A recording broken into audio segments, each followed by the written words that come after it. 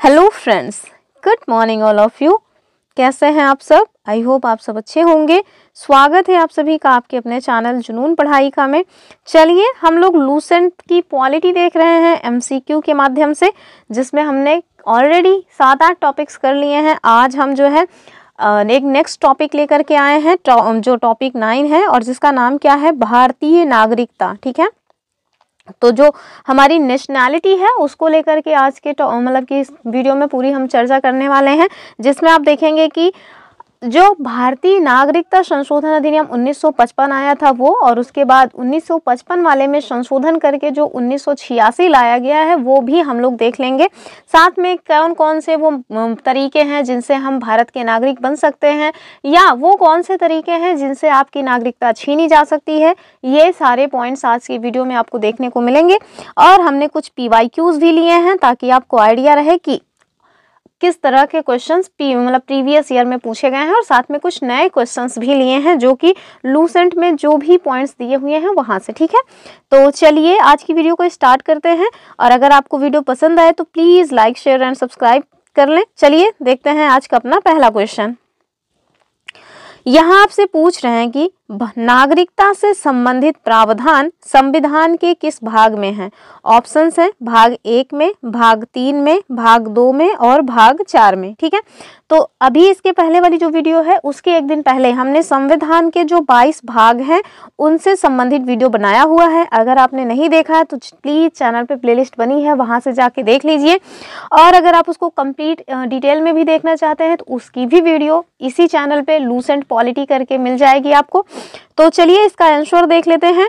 तो जो नागरिकता से संबंधित प्रावधान है आप देखेंगे कि ये भाग 2 में है। ठीक है, और ये जब से हम पॉलिटी यहाँ करा रहे हैं कई बार बता चुके हैं कि भाग 2 में भारतीय नागरिकता से संबंधित जो प्रोविजन है वो आपको देखने को मिल जाएगा। और अगर आपसे कोई पूछे कि कौन से अनुच्छेद इसमें शामिल हैं, तो जो इसमें आर्टिकल्स शामिल हैं वो है हमारे आर्टिकल 5 से लेकर के आर्टिकल 11 तक। ठीक है, और जो अदर ऑप्शंस हैं उन्हें भी देख लेते हैं। सबसे पहले तो इसके पहले ये वाला देख लेते हैं, भाग 3। भाग 3 में क्या है, तो भाग 3 में हमने आपको बताया है कि फंडामेंटल राइट्स यानी कि जो हमारे मौलिक अधिकार हैं उनके बारे में बताया गया है। और अगर आपसे कोई पूछे कि जो फंडामेंटल राइट्स हैं उससे संबंधित आर्टिकल्स कौन है, तो आर्टिकल 12 से लेकर आर्टिकल 35 तक इसमें शामिल है। ठीक है, अगला जो वीडियो आएगा वो फंडामेंटल राइट से ही संबंधित है, तो प्लीज़ लगातार वीडियो को ज़रूर देखते रहें। अगर आपसे कोई पूछ ले कि जो भाग 1 है इसमें क्या है, तो इसमें आप देखेंगे कि संघ और उसका राज्य क्षेत्र। ठीक है, तो संघ और उसका राज्य क्षेत्र, और आर्टिकल कौन सा है, आर्टिकल 1 से लेकर के 4। कल की वीडियो में हमने इसके बारे में बताया हुआ है।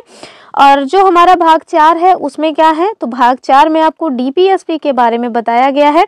और ये जो DPSP है, अगर आपसे कोई पूछे कि इसको हमने अपने संविधान में कहाँ से लिया है, तो ये हमने आयरलैंड के संविधान से लिया हुआ है। और BPSC TRE 2.0 में ये क्वेश्चन पूछा गया है। ठीक है, कि हमने DPSP को कहाँ से ग्रहण किया है। ठीक, तो ये, और अगर आपसे कोई पूछ ले कि DPSP में आर्टिकल्स कौन से हैं, तो आर्टिकल 36 से लेकर के आर्टिकल 51 तक इसमें शामिल है। ठीक है, तो ये सारे पॉइंट्स याद रखिएगा।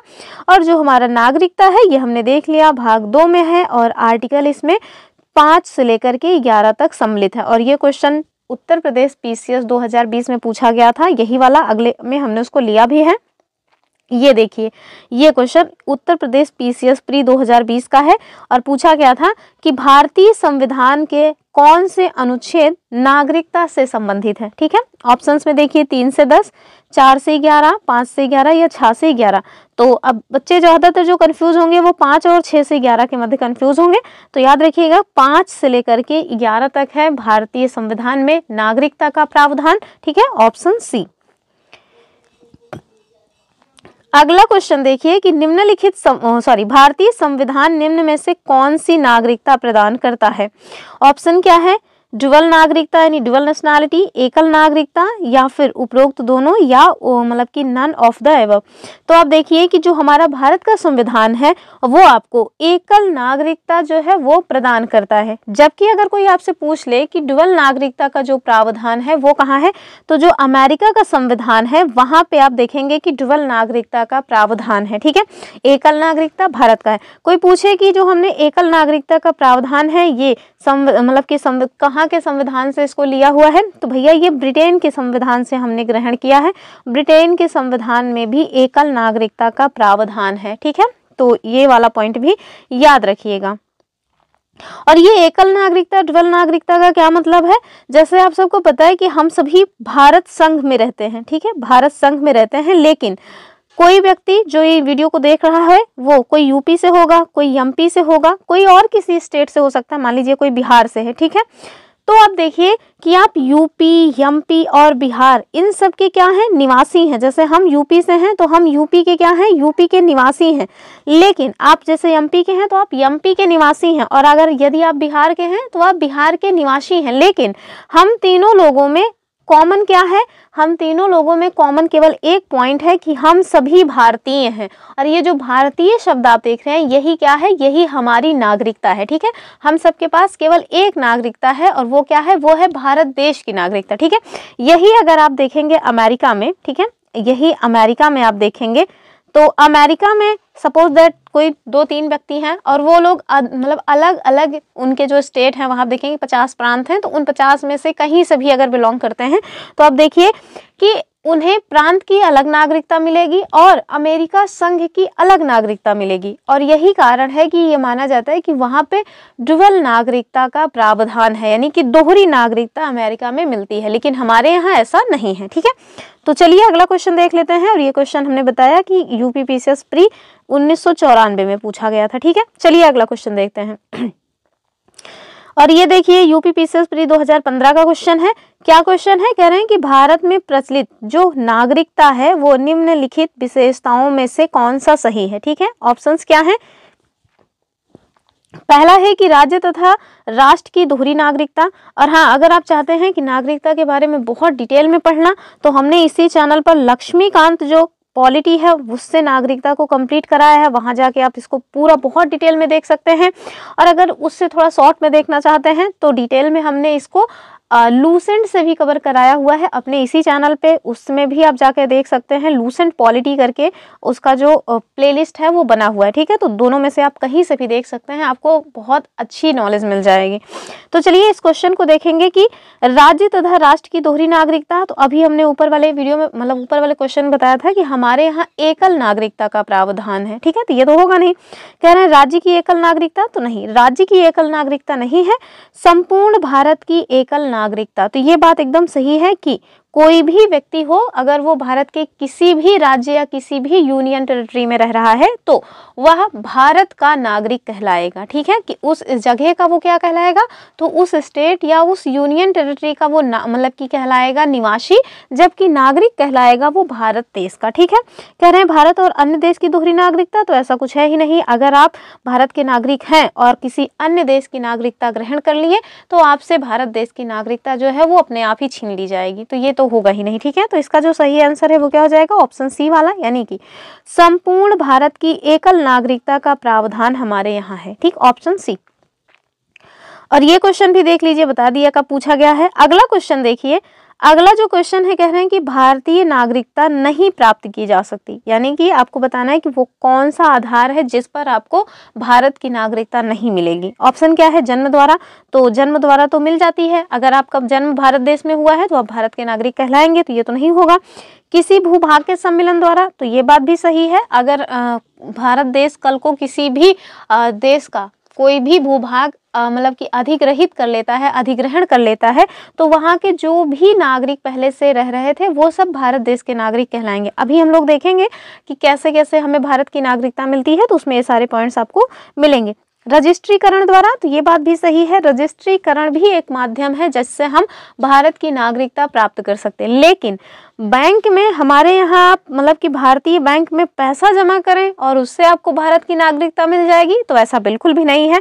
भैया बैंक है, आप आए उससे में पैसा रखें, हमको उसमें जो लाभ मिलना है मिलेगा, इससे हम लोग मेहरबान होकर आपको भारत की नागरिकता नहीं देने वाले। तो ये बात एकदम गलत है, बाकी सारे जो पॉइंट्स हैं वो सही है। ठीक है, तो ऑप्शन जो डी है वो सही आंसर हो जाएगा।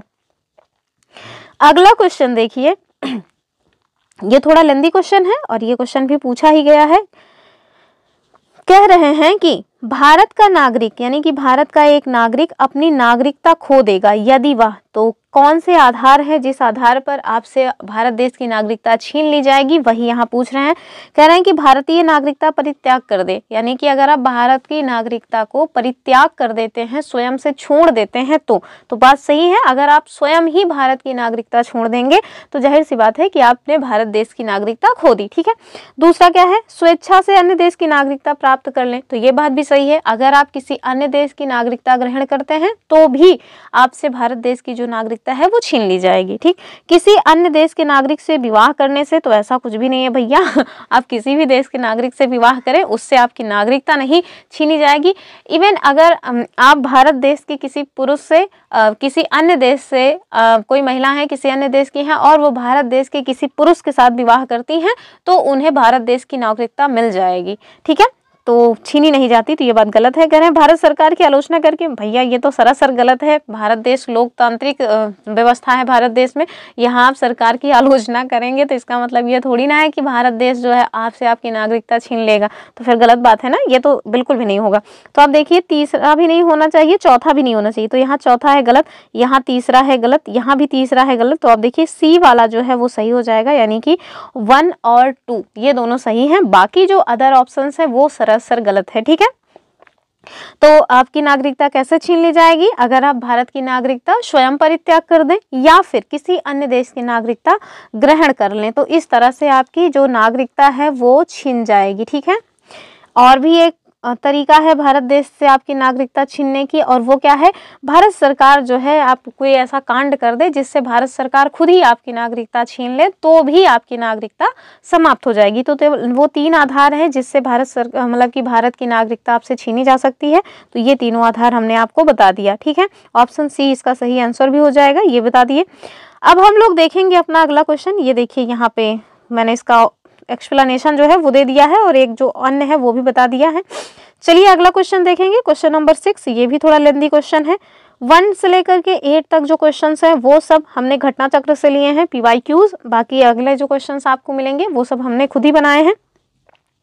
तो आप देखिए कह रहे हैं कि भारत के संदर्भ में निम्नलिखित कथनों पर विचार कीजिए। ठीक है, ऑप्शन क्या है, भारत में केवल एक ही नागरिकता और एक ही अधिवास है। ठीक है, हमसे क्या पूछ रहे हैं, सही पूछ रहे हैं। ठीक है, कह रहे हैं जो व्यक्ति जन्म से नागरिक हो केवल वही राष्ट्राध्यक्ष बन सकता है, तो ये तो सरासर गलत है। ये क्यों गलत है, क्योंकि आप देखेंगे कि जो व्यक्ति भारत मतलब कि जन्म से नागरिक हो केवल वही राष्ट्राध्यक्ष बन सकता है। इस तरह का जो प्रावधान है वो अमेरिका के संविधान में है, यानी कि अगर आप चाहते हैं कि आप अमेरिका के राष्ट्रपति बन जाएं तो आपको यहाँ पे मृत्यु हो करके फिर आप अमेरिका में जाके जन्म लीजिए और वहाँ फिर आपके पास ये ऑप्शन जो है वो रहेगा कि आप वहाँ का चुनाव लड़ें, और अगर आपको पब्लिक पसंद करे तो फिर आप वहाँ पे राष्ट्रपति बन सकते हैं। अर्थात अगर आपको अमेरिका का राष्ट्रपति बनना है तो आपको जन्म से अमेरिका का नागरिक होना पड़ेगा, लेकिन भारत देश में ऐसा कोई भी प्रावधान नहीं है। तो बी वाला गलत है। बी वाला कहाँ है, वहाँ देख लीजिए, बी यहाँ कट गया, यहाँ कट गया। अब हमारे पास केवल 2 ऑप्शन बचे हैं।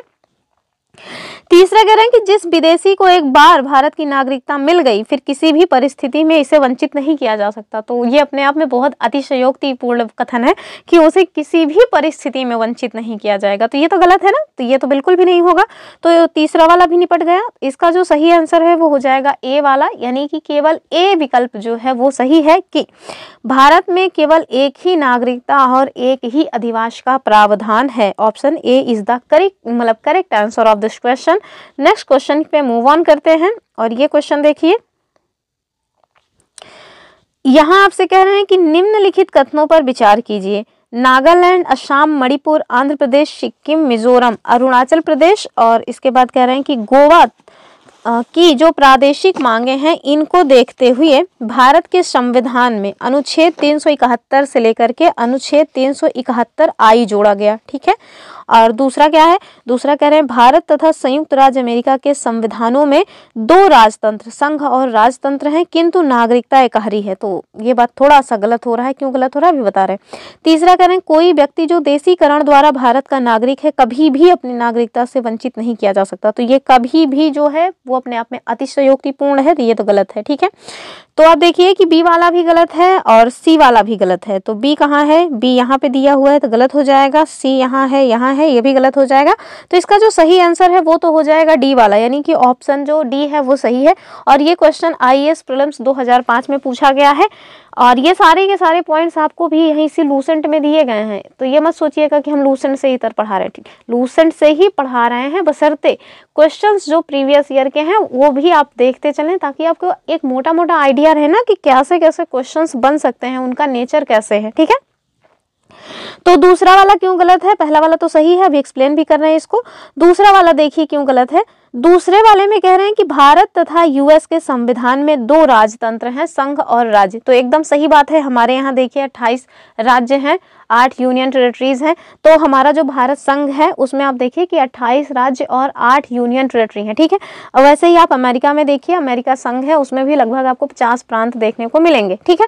तो ये बात यहाँ तक तो ठीक है, लेकिन आपसे कह रहे हैं आगे कि किंतु नागरिकता एकहरी है। तो भारत के संदर्भ में ये बात एकदम सही है कि भारत में नागरिकता एकहरी है, लेकिन जब आप अमेरिका की बात करेंगे तो ये जो है संदर्भ गलत हो जाएगा। क्यों? क्योंकि भारत में एकहरी नागरिकता है लेकिन अमेरिका में दोहरी नागरिकता का प्रावधान है। ठीक है। तो ये वाला पॉइंट इस वजह से गलत हो गया। तो इसका आंसर हो गया डी वाला। अब हम देखते हैं जो हमारा विकल्प ए है इसमें क्या कह रहा है। ठीक है। तो आप देखिए कि जो हमारा भारतीय संविधान है उसका आर्टिकल, आगे चल के आपको ये वाले आर्टिकल्स पढ़ने को मिलेंगे धीरे धीरे, अगर हमारे साथ आप बने रहेंगे तो ये सारी पॉलिटी जो भी है हम उसको कंप्लीट करेंगे। तो आप देखिए आर्टिकल 371A से लेकर के आर्टिकल 371I तक क्या है। तो इसमें आप देखेंगे कि जो मतलब कि इसमें ना कुछ स्पेशल प्रोविजन दिए गए हैं जो राज्य शामिल है वो, जैसे आप देखिए कि थोड़ा कहीं जगह मिल जाए, यहाँ पे जगह है, यहाँ पे करवाते हैं इसको। तो आप देखिए जो हमारा आर्टिकल 371 है, यहाँ से स्टार्ट होकर के 371I तक कौन से स्टेट को स्पेशल प्रोविजन मिला हुआ है ये हम देख लेंगे।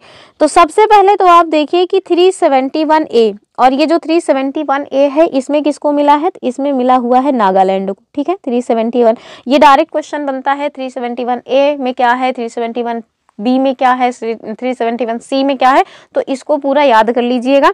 तो 371A में क्या है, नागालैंड के लिए कुछ स्पेशल प्रोविजन है। ठीक है। अगर आपसे कोई पूछ ले 371B में बताओ भैया, तो 371B में असम के लिए स्पेशल प्रोविजन है। ठीक है, असम के लिए। और यही आपसे अगर कोई कहे कि 371C में क्या है, तो सी में भैया है हमारा मणिपुर। ठीक है।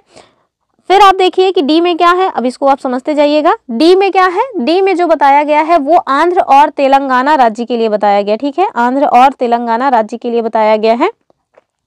और जो हमारा ई है ना, उसी में आंध्र और तेलंगाना राज्य में यूनिवर्सिटीज से लेकर के कुछ जो है प्रोविजन दिए गए हैं।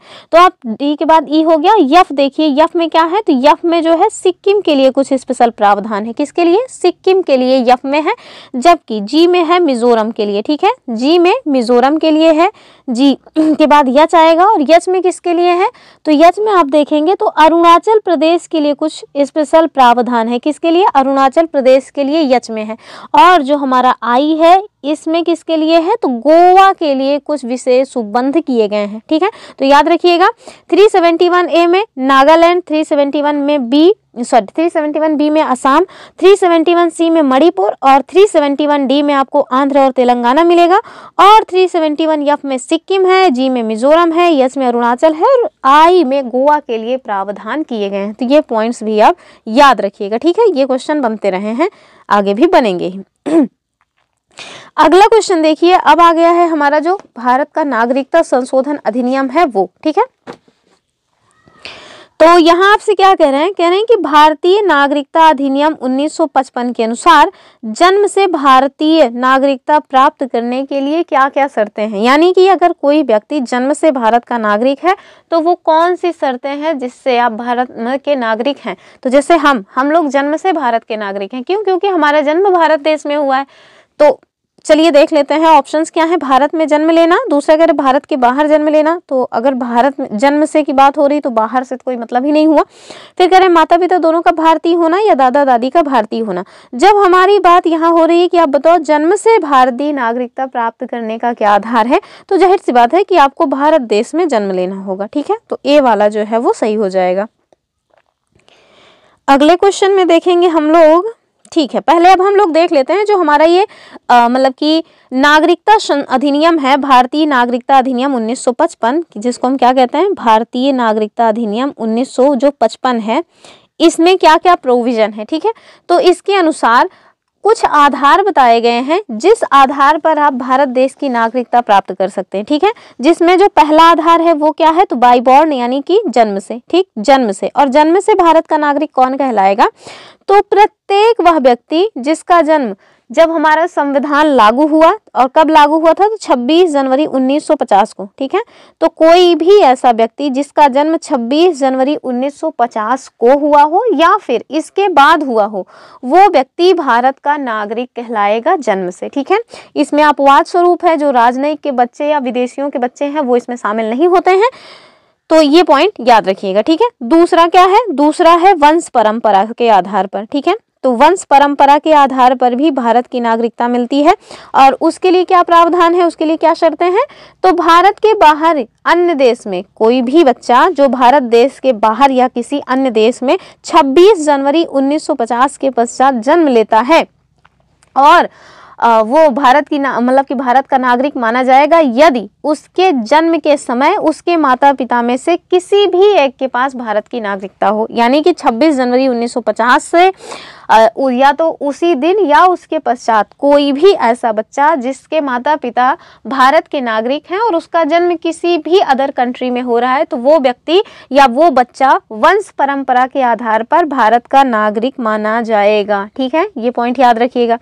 तीसरा क्या है, तीसरा है हमारा देशीकरण के द्वारा। ठीक है, तीसरा जो है वो है देशीकरण के द्वारा नागरिकता प्राप्त करना। देशीकरण के द्वारा नागरिकता मिलती है और इसके लिए क्या होता है, तो इसके लिए गवर्नमेंट के द्वारा आपको प्रमाण पत्र दिया जाता है और उसी प्रमाण पत्र के आधार पर आप भारत के नागरिक माने जाएंगे। ठीक है, चौथा क्या है, चौथा है पंजीकरण के द्वारा। ठीक है, पंजीकरण के द्वारा, और पंजीकरण के द्वारा भी आप भारत के नागरिक हो सकते हैं। उसके लिए कुछ शर्तें दी गई हैं कि कौन व्यक्ति हैं जो पंजीकरण के माध्यम से भारत के नागरिक हो सकते हैं, यानी कि हर कोई भारत का नागरिक पंजीकरण करके नहीं हो सकता है, उसके लिए भी कुछ अनिवार्य शर्तें हैं। जैसे पहली शर्त क्या है, आप देखेंगे कि जो हमारी मतलब कि 1955 में जो नागरिकता अधिनियम आया था उसमें पंजीकरण के द्वारा जो भारत की नागरिकता मिलती है उसके कुछ प्रावधान है, जिसमें पहला प्रावधान क्या है, पहला प्रावधान है कि वो व्यक्ति जो पंजीकरण या प्रार्थना पत्र देना चाह रहे हैं उन्हें, सपोज दैट आज वो जो है चाह रहे हैं कि हमें भारत की नागरिकता के लिए पंजीकरण कराना है, तो आज से पीछे जो 6 महीने हैं उन 6 महीनों में वो भारत में रह रहा हो। यानी कि अगर आप 6 महीने पिछले 6 महीने से भारत में नहीं रह रहे हैं तो फिर आप भारत की नागरिकता के लिए पंजीकरण नहीं कर सकते। अगर आप भारत की नागरिकता चाहते हैं तो कम से कम आपको 6 महीने भारत देश में रहने पड़ेंगे और उसके बाद फिर आप नागरिकता के लिए अप्लाई करके पंजीकरण के माध्यम से भारत के नागरिक बन सकते हैं। ठीक है, ये पहला हो गया।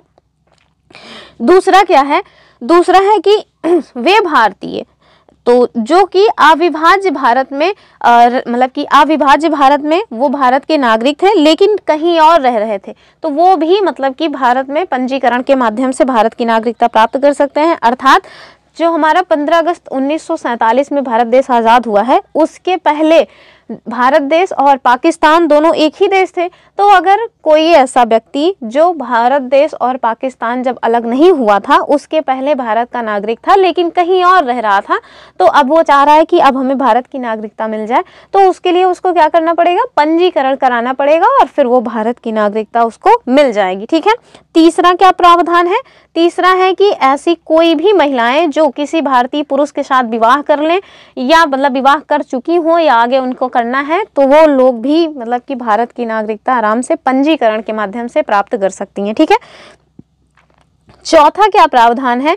चौथा है कि अगर कोई बच्चा है जो भारतीय मतलब कि नागरिकों का नाबालिग बच्चा है, तो वो भी अगर भारत का नागरिक है, उनके मतलब उनके माता पिता भारत के नागरिक हैं, तो वो जो नाबालिग बच्चे हैं वो भी पंजीकरण के माध्यम से भारत की नागरिकता प्राप्त कर सकते हैं। ठीक है, चौथा हो गया। अब हम देखेंगे पांचवा। तो पांचवा क्या प्रावधान है? तो राष्ट्रमंडल, जो राष्ट्रमंडल संघ है उसकी बात हो रही है कि अगर राष्ट्रमंडल में सदस्य कोई भी देश है तो उस सदस्य देश में किसको जो है भारत में नागरिकता मिल जाएगी? तो जो भारत में रहते हो या भारत सरकार में नौकरी करते हो। ठीक है, तो राष्ट्रमंडल जो राष्ट्रमंडल है उसके सदस्य देश में कोई भी ऐसा व्यक्ति जो भारत में रह रहा हो या भारत सरकार में वो नौकरी कर रहा हो, तो उसको भी अगर वो चाहता है कि वो भारत की नागरिकता ले ले तो फिर आपको पंजीकरण कराना पड़ेगा और फिर आप भारत के नागरिक बन सकते हैं। तो ये कुछ आधार बताए गए थे जो मतलब पंजीकरण के द्वारा भारत में नागरिकता प्राप्त किया जा सकता है नागरिकता अधिनियम 1955 के माध्यम से। एक और तरीका भी है भारत देश की नागरिकता प्राप्त करने का, और वो क्या है?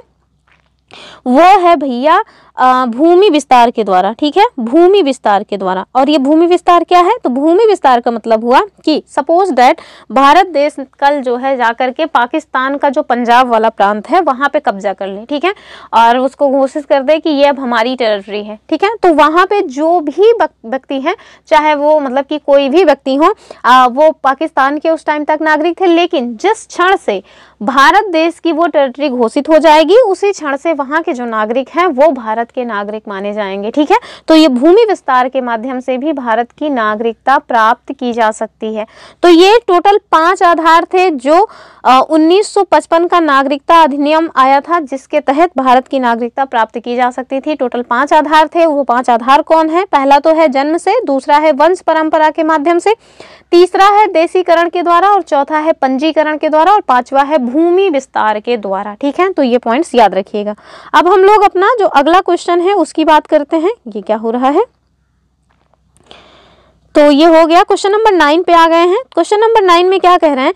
कह रहे हैं कि भारतीय नागरिकता अधिनियम 1955 में किस वर्ष में संशोधन किया गया था जिसके तहत माता की नागरिकता के आधार पर विदेश में बच्चे जन्मों को भी विदेश में जन्मे बच्चे को नागरिकता जो भारत की है वो मिल सकती है। हमारे पास विकल्प है 1992, 1950, 1947 या 1962। तो इसका जो सही आंसर है वो तो हो जाएगा 1992 यानी कि 1992। तो ये जो 1992 है इसमें आप देखिए इसी में ये प्रावधान किया गया था कि माता की नागरिकता के आधार पर विदेश में जन्म लेने वाला जो बच्चा है उसको नागरिकता संशोधन अधिनियम 1992 के माध्यम से। अब हम लोग क्वेश्चन नंबर 10 देखेंगे और इसका जो सही आंसर है 9 का ये हो जाएगा ऑप्शन ए वाला, वो हमने देख ही लिया है। तो अगला क्वेश्चन देखिए, क्वेश्चन नंबर 10, और ये क्या कह रहा है? कह रहा है कि देशीकरण के द्वारा नागरिकता प्राप्त करने के लिए निम्नलिखित में से कौन सी अनिवार्य शर्त है? ठीक है, ऑप्शन क्या है? भारत में 6 महीने से निवास कर रहा हो व्यक्ति, या फिर भारत सरकार में नौकरी करना, तो ये गलत हो जाएगा। तीसरा है कि कम से कम 10 साल तक भारत में वो मतलब रह रहा हो। चौथा है कि भारत में जन्म लिया हो। तो जन्म लेने से भी वो भारत का नागरिक होगा, लेकिन वो कौन सा माध्यम है? वो तो जन्म से मतलब नागरिक होगा, तो ये भी नहीं होगा। और भारत सरकार में नौकरी करना भी नहीं होगा। भारत में 6 महीने से निवास करना, तो भारत में 6 महीने से निवास करना ये मतलब कि है एक माध्यम, लेकिन कौन सा माध्यम है? ये पंजीकरण के माध्यम से यहाँ पे आप अगर भारत में 6 महीने से रह रहे हैं तो भारत के नागरिक कहलाएंगे। लेकिन अगर देशीकरण की बात की जाए तो आप देखिए कि कम से कम 10 साल तक भारत में रह रहा हो तो देशीकरण के माध्यम से भारत का नागरिक कहलाएगा। और ये जो है ये कहाँ है? तो ये भैया जो भारतीय नागरिकता संशोधन 1986 आया था ना, वहाँ पे ये बातें बताई गई है। 1986 में जो भारतीय नागरिकता संशोधन अधिनियम आया उसमें कहा गया है, क्या कहा गया है? कहा गया है कि देशीकरण के द्वारा नागरिकता तभी प्रदान की जाएगी जबकि संबंधित व्यक्ति कम से कम 10 वर्षों तक भारत में रह चुका हो। ठीक है, तो अगर बच्चा जो व्यक्ति है वो भारत में पिछले 10 साल से रह चुके हों, तभी जाकर के उनको देशीकरण के माध्यम से भारत की नागरिकता दी जाएगी। और ये जो प्रावधान है, जो 1955 वाला जो अधिनियम था उसमें केवल 5 वर्ष का था, लेकिन 1986 में जो संशोधन आया है वो जो है उसमें ये इसकी जो काला अवधि है वो बढ़ा करके 10 वर्ष कर दी गई है। और एक पॉइंट है कि नागरिकता संशोधन अधिनियम 1986 जो है ये जम्मू कश्मीर व असम सहित भारत के जो अन्य सभी राज्य हैं वहां भी लागू होगा। ठीक है, तो ये पॉइंट भी याद रखना है कि 1986 वाला जो है ये भारत के जितने भी राज्य या यूटीज हैं वहां ये लागू होगा। ठीक, तो अगला क्वेश्चन देखेंगे, क्वेश्चन नंबर 11। और यहाँ क्या कह रहे हैं, थोड़ा लेंदी क्वेश्चन है। यहाँ आपसे पूछ रहे हैं कि भारतीय नागरिकता अधिनियम 1986 में क्या परिवर्तन किया गया। ठीक है, तो ये जो 1986 वाला अधिनियम है ये क्या है, तो 1955 में जो अधिनियम आया था उसी में कुछ संशोधन किया गया है। तो वही आपसे पूछ रहे हैं कि आप बताइए 1955 वाले में क्या क्या संशोधन करके 1986 में लाया गया है। ऑप्शन क्या है, भारत में जन्म लेने वाले हर व्यक्ति को नागरिकता मिल जाएगी। दूसरा क्या है कि अब भारत में जन्मे केवल उसी व्यक्ति को ही नागरिकता प्रदान की जाएगी जिसके माता पिता में से एक भारत के नागरिक हों। तीसरा क्या है, देशीकरण द्वारा नागरिकता प्राप्त करने के लिए आवश्यक निवास की अवधि कम कर दी गई है। अभी मैंने बताया कि अवधि जो है वो बढ़ा दी गई है, पहले 1955 वाले में 5 वर्ष थी और अभी बढ़ा करके 10 वर्ष हो गई, तो ये तो गलत है। फिर कह रहे हैं कि भारत सरकार की नौकरी करने वाले सभी विदेशी नागरिकों को भारत की नागरिकता दी जाएगी, तो ये तो सरासर गलत है। तो कह रहे हैं इन्हीं दोनों में से कोई ना कोई होना है, या तो ये होगा कि भारत में जन्म लेने वाले हर व्यक्ति को नागरिकता प्रदान की जाएगी, और दूसरा अब भारत में जन्म लेने वाले केवल उसी व्यक्ति को ही नागरिकता प्रदान की जाएगी जिसके माता पिता में से एक भारत के नागरिक हों।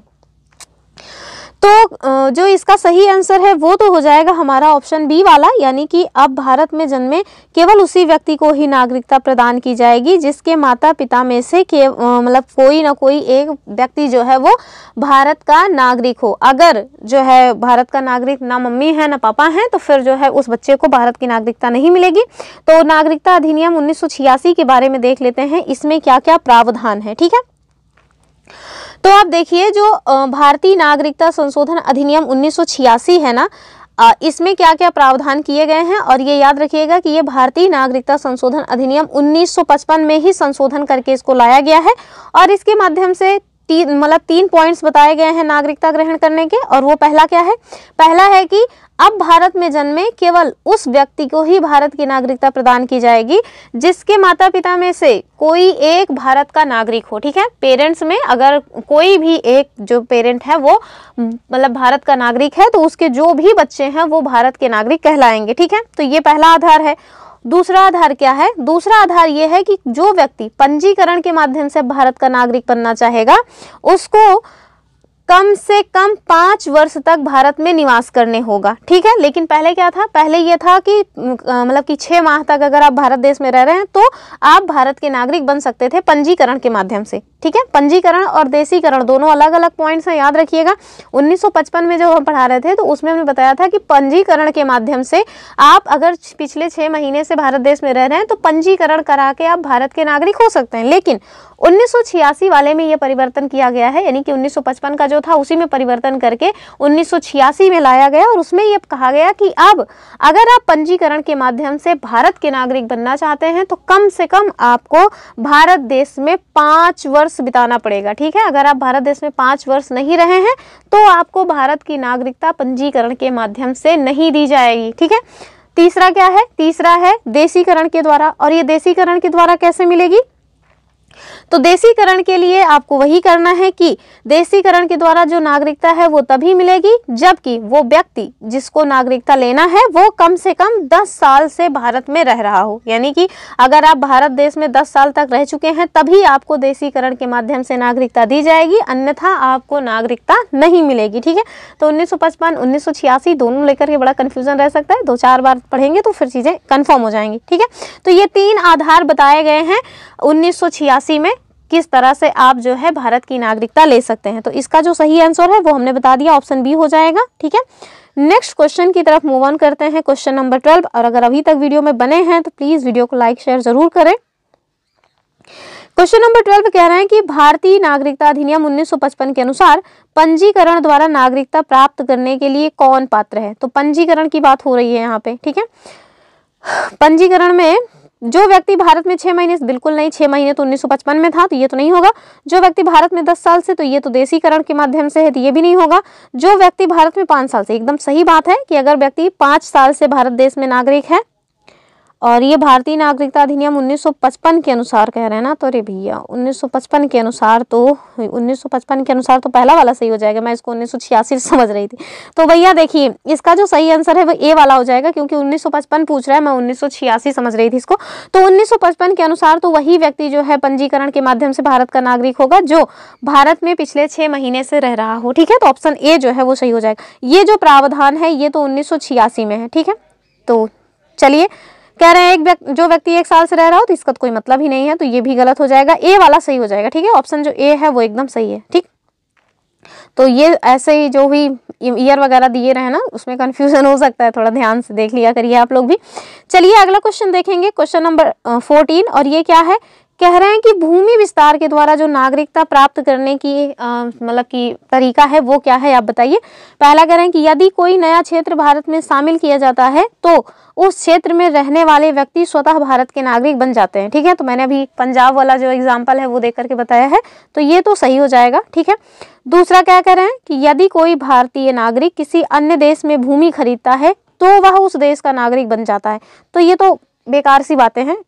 तीसरा कह रहे हैं यदि कोई विदेशी नागरिक भारत में भूमि खरीदता है, तो भैया ये भी नहीं है, भूमि खरीद के आप भारत देश की नागरिकता नहीं प्राप्त कर सकते।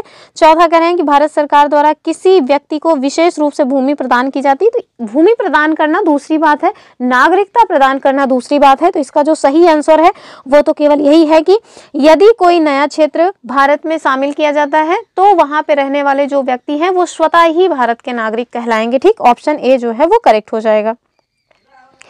नेक्स्ट क्वेश्चन हम लोग देखेंगे, और ये क्वेश्चन नंबर 15 क्या है कि भारतीय नागरिकता अधिनियम 1986 के अनुसार पंजीकरण के द्वारा नागरिकता प्राप्त करने के लिए आवश्यक जो शर्तें हैं वो क्या है। ठीक है, आपको टाइम पीरियड बताना है, ध्यान से देखना है। 1986 की बात है और किसके माध्यम से, पंजीकरण के माध्यम से, तो इसका जो सही आंसर है ये 5 साल हो जाएगा। ठीक है, यही अगर यहाँ देशीकरण होता तो 10 साल हो जाता। ठीक है, देशीकरण 10 साल, 10 देशीकरण 10 साल। तो 1986 में जो अधिनियम लाया गया है उसमें आप चाहते हैं कि अगर पंजीकरण के द्वारा भारत की नागरिकता प्राप्त करें तो आपको भैया 5 साल तक भारत में रहना होगा, पिछले 5 साल से लगातार आप रह रहे हो। ठीक, अगला क्वेश्चन देखिए, क्वेश्चन नंबर 16, ये कह रहे हैं कि भारतीय नागरिकता का अंत किन किन कारणों से हो सकता है। ऑप्शंस क्या हैं, केवल नागरिकता का परित्याग करने से, केवल किसी अन्य देश की नागरिकता ग्रहण करने से, या केवल सरकार द्वारा नागरिकता छीनने से, या उपरोक्त सभी। तो केवल है तो वैसे ही एक बार सोचने वाली बात है, तो इसका जो सही आंसर है डी हो जाएगा। यानी कि ये 3 के तीनों माध्यम है जिसके माध्यम से भारत देश की नागरिकता आपसे छीनी जा सकती है, अगर आप अपनी नागरिकता स्वयं परित्याग कर दें, या आप किसी अन्य देश की नागरिकता ग्रहण कर लें, या कोई ऐसा कांड कर दें कि भारत सरकार खुद ही आपसे आपकी नागरिकता छीन ले। तो ये सारे पॉइंट्स हैं जिसके आधार पर आपकी जो नागरिकता है वो रद्द हो सकती है। ठीक है, अगला क्वेश्चन देखेंगे, और ये आज का लास्ट क्वेश्चन भी है। यहाँ आपसे कह रहे हैं कि जम्मू कश्मीर राज्य का विधानमंडल किन विषयों के संबंध में राज्य में स्थायी रूप से निवास करने वाले व्यक्तियों को अधिकार और विशेषाधिकार प्रदान करने की शक्ति रखता है। हमारे पास ऑप्शंस क्या हैं, केवल राज्य के अधीन नियोजन के संबंध में, दूसरा कह रहे हैं केवल राज्य में अचल संपत्ति के अर्जन में, और तीसरा क्या है, केवल राज्य में अस्थायी रूप से बस जाने से, और लास्ट है ऑप्शन डी यानी कि उपरोक्त सभी। तो इसका जो सही आंसर है डी हो जाएगा, यानी कि उपरोक्त सभी जो है वो इसमें सही बात है। तो आप देखिए कि जो जम्मू कश्मीर राज्य है उसके विधानमंडल को कुछ ऐसे विषय हैं जिसके संबंध में राज्य में अस्थायी रूप से निवास करने वाले जो व्यक्ति हैं उनको अधिकार तथा विशेषाधिकार प्रदान करने की शक्ति जो है दी गई है। और वो कौन कौन सी चीजें हैं, तो पहला, कोई व्यक्ति जो राज्य के अधीन नियोजन से संबंधित हो, और दूसरा राज्य में उसने अचल संपत्ति खरीद ली हो यानी कि प्रॉपर्टी खरीद ली हो, जमीन खरीद ली हो, तो और तीसरा क्या है, तीसरा है राज्य में स्थायी रूप से बस जाने के संबंध में। ठीक है, और चौथा क्या है, छात्रवृत्ति अथवा इसी प्रकार की सहायता जो राज्य सरकार के द्वारा दी जाती हो। तो ये कुछ 4 पॉइंट्स हैं जिसकी जो है उनको जो है विशेषाधिकार प्रदान किया गया है। ठीक है, तो ये पॉइंट्स भी याद रखिएगा। तो ये रही आज की अपनी वीडियो। आई होप आप लोगों को वीडियो पसंद आई होगी, और अगर वीडियो पसंद आई है तो प्लीज़ लाइक शेयर सब्सक्राइब कर लें, यानी कि लाइक भी करें, शेयर भी करें, और चैनल को सब्सक्राइब तो ज़रूर ही कर लें। और सब्सक्राइब करने के बाद जो है ना वहाँ पे एक बेल आइकन बना रहता है, उसमें जो है उसको आप प्रेस करेंगे तो उसमें नोटिफिकेशंस में जो ऑल नोटिफिकेशन वाला है वो भी ऑन कर दें, तो आपको डेली टू डेली जो नोटिफिकेशन है वो मिलता रहेगा। और अगर आप चाहते हैं कि यहाँ पे जो भी चीज़ें करवाई जाती हैं उसकी PDF आपको प्राप्त हो जाए, तो उसके लिए आप हमारा टेलीग्राम चैनल ज्वाइन कर सकते हैं, जो कि इसी जुनून पढ़ाई का उसका नाम भी है। लिंक आपको डिस्क्रिप्शन बॉक्स में मिल जाएगी, ठीक है।